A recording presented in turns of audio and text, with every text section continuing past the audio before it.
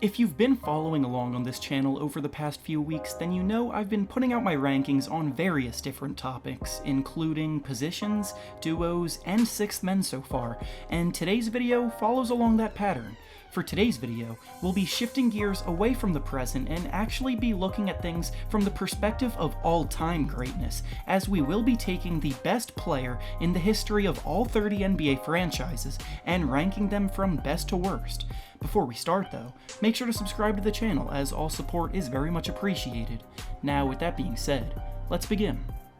Starting at the bottom with number 30, we have Kemba Walker representing the Charlotte Hornets franchise.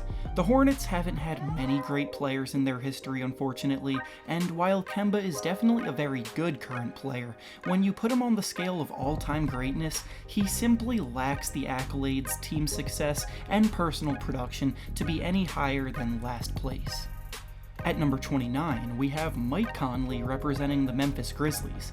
Now, these two bottom rankings were actually pretty tough because Conley and Kemba are pretty close on the all-time scale, but ultimately, Conley's ability to lead a team on a few deep playoff runs with the grit and grind squads gave him the edge for me, and most of you seemed to agree as well when I put this poll up on Twitter. At number 28, we have Blake Griffin representing the Los Angeles Clippers. I originally had Chris Paul as the Clippers representative, but I had him representing another team instead, and I didn't want to put the same player twice, so Blake is the next best option here. Early in Blake's career, he used to be a highlight machine throwing down incredible dunks, and over time he became highly skilled all around. Unfortunately, injuries constantly held him back from achieving more, but he was still a terrific player for the Clippers nonetheless. At number 27, we have Elvin Hayes representing the Washington Wizards, or should I say the Bullets from back in his day. Hayes back in the 70s was a phenomenal rebounder and scorer for a big man, leading the league in rebounding twice and scoring once. He helped the 1975 Bullets team make it all the way to the finals, but unfortunately they got swept by the Warriors that season. At number 26, we have Alex English representing the Denver Nuggets. English was actually the leading scorer of the entire 1980s decade, scoring over 21,000 points, and his go-to move was the mid-range pull-up, which was deadly.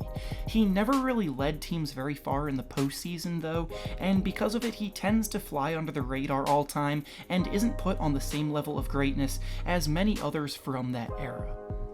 At number 25, we have Reggie Miller representing the Indiana Pacers. Miller was an absolutely lethal three-point shooter and scorer in general back in an era when three-point shots weren't nearly as emphasized as they are today. He's one of the best shooters of all time, but without a ring or necessarily any other major strengths, he's still near the bottom of this list. At number 24, we have Dominique Wilkins representing the Atlanta Hawks.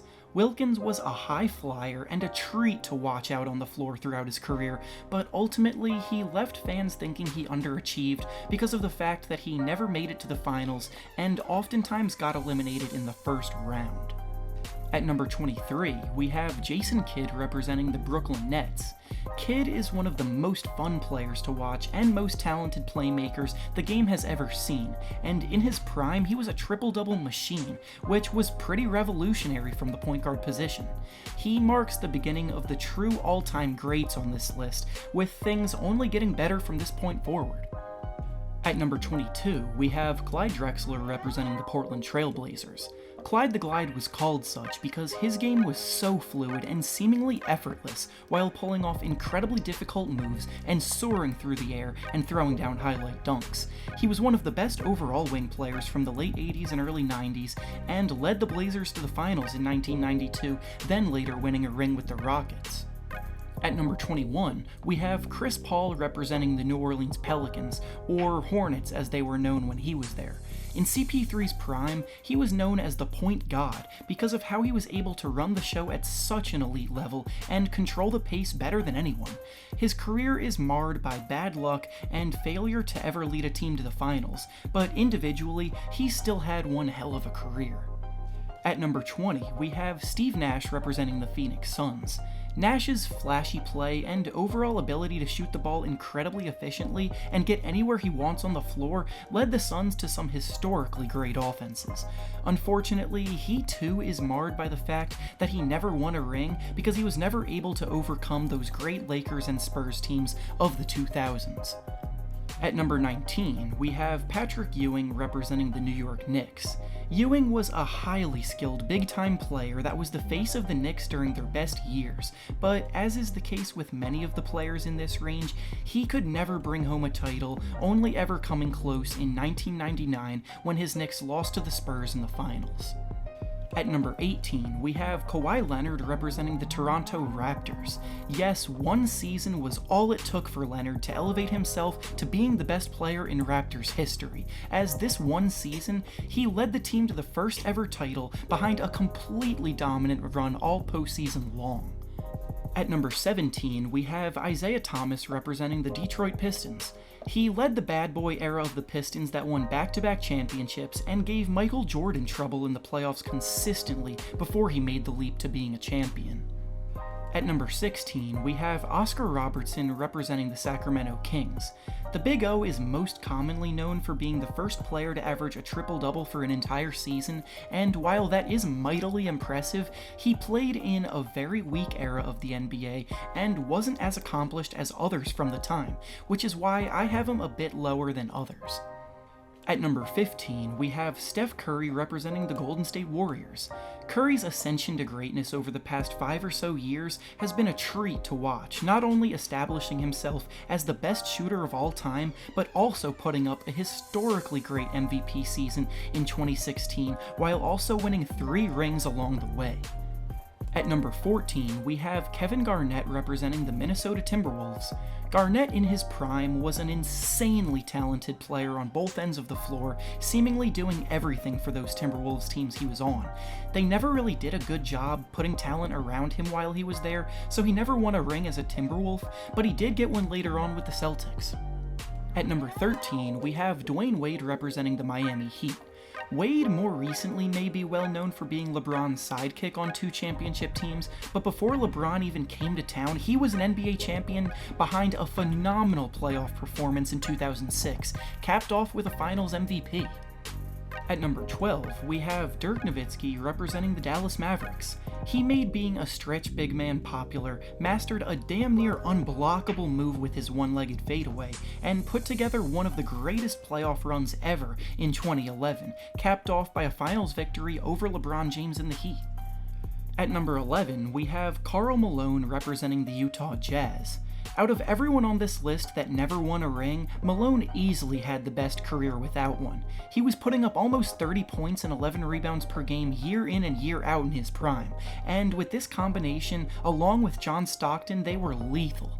Unfortunately, his best years happened at the same time as Michael Jordan's championship runs, because he was probably the second best player of those seasons. Now, starting off the top 10 of this list, we have Kevin Durant representing the Oklahoma City Thunder. Durant's biggest accolades, such as his rings and finals MVPs, may have come as a member of the Warriors, but I've taken everyone's entire career into account for this list, so that doesn't change him representing the Thunder or where he ranks on this list. He's one of the best overall scorers of all time, being almost 7 feet tall with a guard skill set, and has won 4 scoring titles and an MVP as well. At number 9, we have Wilt Chamberlain representing the Philadelphia 76ers, or the Warriors as they were called back then. Wilt's numbers almost don't seem humanly possible when you look at them, having averaged 50 points per game one year and 44 another year, then almost averaging over 20 rebounds year in and year out. The reason he isn't higher is because not only did his dominance come in the weakest era of the NBA, but the pace of play at the time was also absurdly fast. At number 8, we have Tim Duncan representing the San Antonio Spurs. Known as Mr. Fundamental, Duncan would dominate the paint with his excellent footwork, post moves, and all-around solid play. Combine that with the fact that he led the Spurs to 5 rings and was one of the best defensive big men the league has ever seen, he gets rewarded with a nice top 10 spot on this list.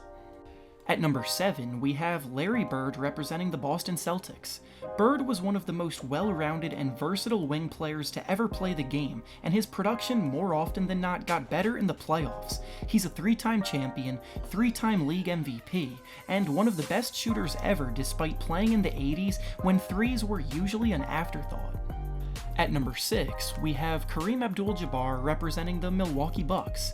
Kareem is very well known for mastering the legendary skyhook move and having the most points scored total in league history, as he was able to play 20 whole seasons of high-level basketball. An absolute legend, but he barely misses out on the top 5 because his peak in a weak era still didn't compare to the peak of players ahead of him that also played against better competition. Now, starting off the top 5 of this list, we have Hakeem Olajuwon representing the Houston Rockets. Hakeem made the Dream Shake popular as he was able to shake his defenders out of their shoes on numerous occasions using it. He's one of the most skilled centers to ever play, led the Rockets to 2 rings, with his 1995 run being one of the best runs a player has ever had, and was one of the best shot blockers and rim protectors in the league's history. He tends to get slept on in all-time great discussions, but I feel like he definitely belongs here, right in the top 5. At number 4, we have Shaquille O'Neal representing the Orlando Magic. Even though his best years as a pro came as a member of the Lakers, he was still a dominant force to be reckoned with in Orlando. There's a real argument to be had that his absolute best was one of the most dominant players of all time, having the best field goal percentage in the league on 10 different occasions, winning 4 rings, an MVP award, and 2 scoring titles. At number 3, we have Magic Johnson representing the Los Angeles Lakers. Johnson's career may have been cut short due to the HIV virus, but what he did in the years he did play was nothing short of pure greatness. He's the best passer of all time, a 3-time MVP, and a 5-time champion, while taking part in 9 different finals series, all of which he led the way for. There tends to be a lot of debate about who the greatest Laker of all time is, but I think Magic takes the cake without any second guessing it. At number 2, we have LeBron James representing the Cleveland Cavaliers. I know this decision is going to disappoint a good amount of you watching, but just know that LeBron was one of the biggest reasons I started watching basketball, and in all of my time as a fan, I've never seen anyone come close to being as good as he is. With that being said though, he comes up just the tiniest smidge short of the guy at number 1 that we all know who it is. And this isn't an indictment of LeBron, it's just a testament to how great Michael Jordan was. Which brings us to number 1 on this list, which is in fact Michael Jordan representing the Chicago Bulls. He's a 6-time champion, 6-time MVP, 10-time scoring champion, and a winner of the Defensive Player of the Year award, and overall, it's really hard to put someone else at the top spot other than Michael Jeffrey Jordan. And with that being said, that's all I have for you today. Make sure to like the video and subscribe to the channel for more NBA content on a consistent basis. Thanks for watching, and I'll see you all next time.